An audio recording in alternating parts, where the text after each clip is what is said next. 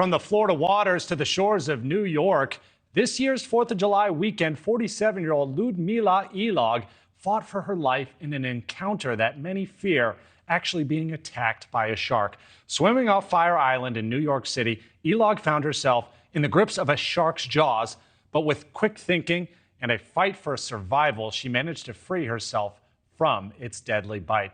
Joining us now, Lyudmila. We are so thankful that you're here with us, and we're glad that you are okay. I'm hoping you can just explain to us what that moment was like. Obviously, this is something a lot of people are terrified. You actually encountered it firsthand. What was going through your head during that moment, and how did it all play out? Hi, Alex.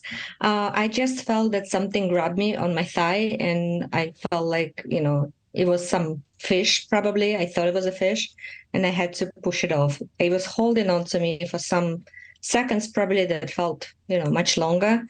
And I just had to use my hands, and you saw the streaks on the upper thigh. That's when the teeth, went through the thigh to when it was,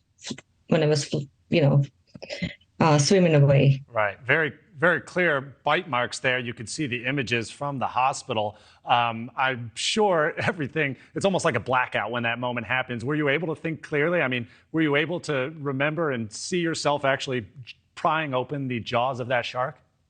Yeah, I definitely remember. But the best was when I came to the shore and I actually saw the blood trickling, and I was actually happy to see, first of all, I was standing and my 2 feet, Right. all my limbs were intact. And I thought, I wasn't crazy, that people are going to believe me. There was something there for sure. Yeah, it's better to see blood than, not have a leg at all. So you certainly made it out well in that situation. I mean, let's talk about how you're doing now. I got to imagine the emotional toll is great. Have you been back in the water, and are you doing okay?